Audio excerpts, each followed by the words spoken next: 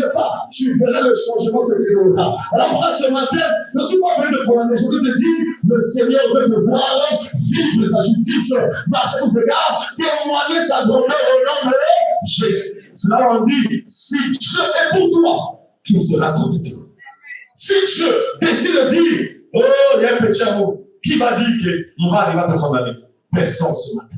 Dis avec moi, je suis la justice de Dieu. C'est très faible, dis plus fort, je suis la justice de Dieu.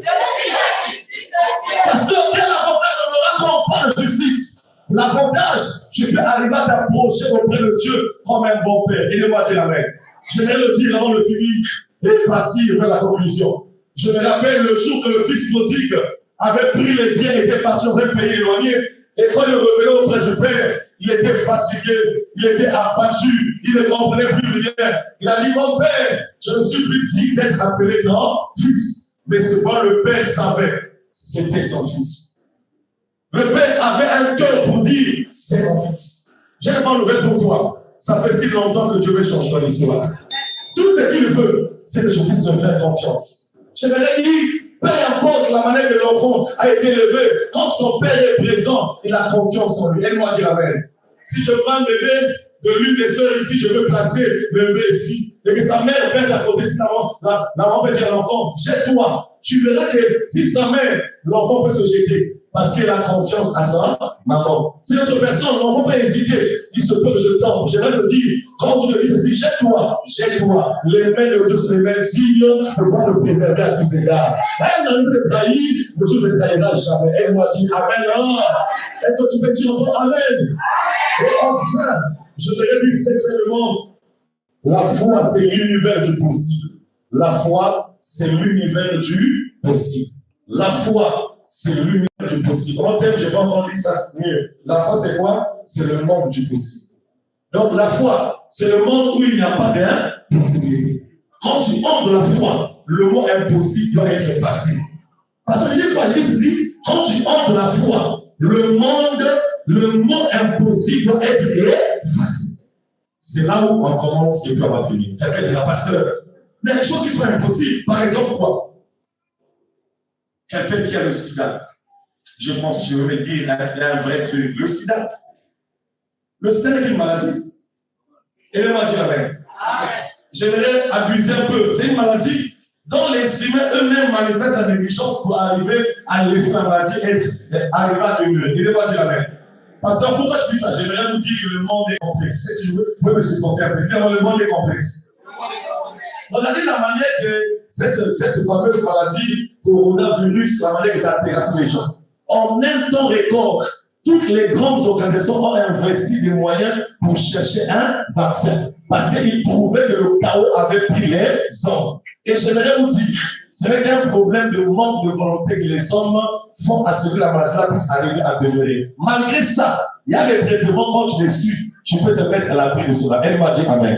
Si les traitements peuvent exister, quelqu'un peut vivre 50 ou 80 ans, je vais dire, je peux enlever le virus de ton sang, à tel point ton corps devient sain à tous égards au nom de Jésus.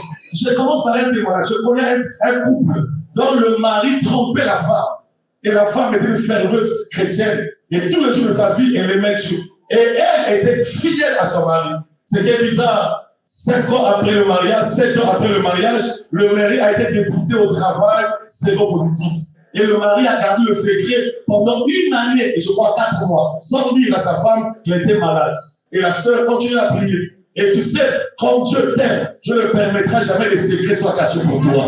Et ce jour-là, la sœur travaillant, regarde là où se trouvaient les habits sales de son mari, elle va pied à terre et voit le nom de son mari. Un test qui était le près d'une année et le mari n'a pas dit à sa femme. Le mari était séropositif.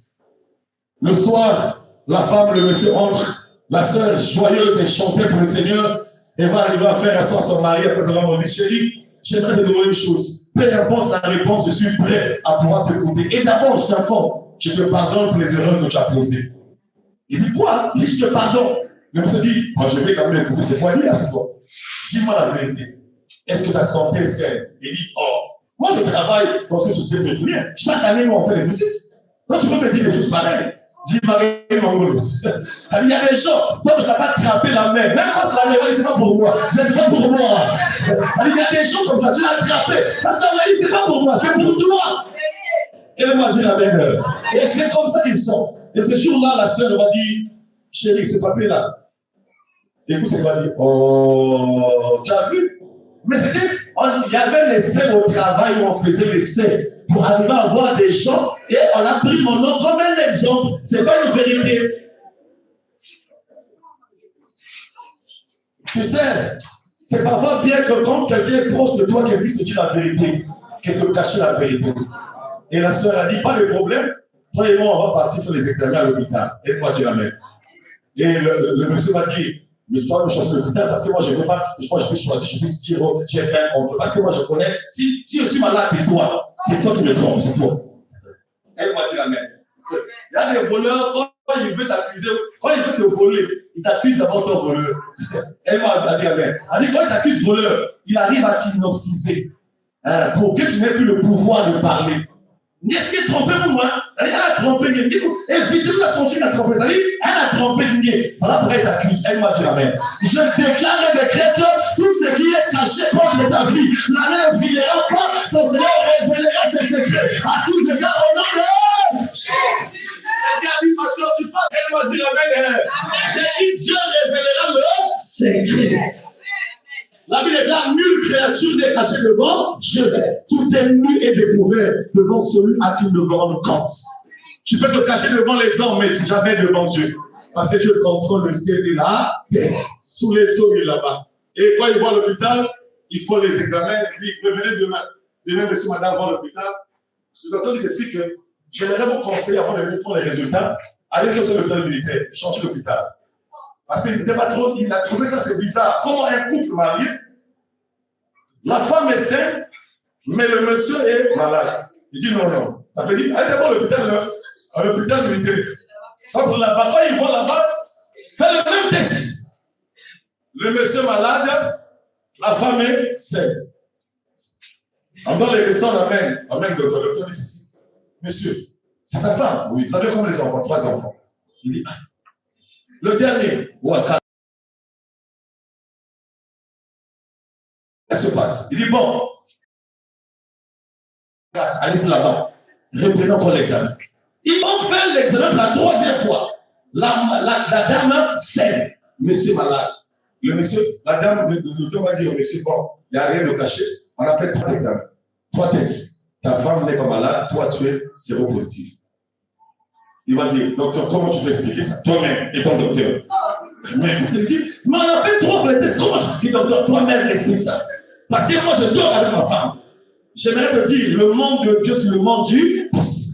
Quand ton cœur est innocent, Dieu peut te préserver. Là où tout le monde est parti, je te mettrai à l'abri à tous égards au nom de Jésus. Ce matin, je déclare, quand tu es innocent, le ciel arrive à te préserver. C'est pas le malheur que les gens font qui te vivent à tous égards au nom de Jésus. Elle m'a dit, amen. C'est possible, frère. Les hommes ont fait un complot. Le matin, ils se réveillent, tu es sain. Et ce qui est étonnant, j'ai jamais oublié ça. Le docteur va dire, non, docteur, tu t'es entendu avec ma femme. Il dit, mais moi, je dis 3 hôpitaux. Et le monsieur pose la question à madame. Il dit, madame, tu vas m'abandonner ou tu resteras ici? Il dit, si je te quitte, tu vas mourir là-dedans. Je préfère qu'on reste dans la même maison. Je resterai ta femme. Mais Dieu m'a révélé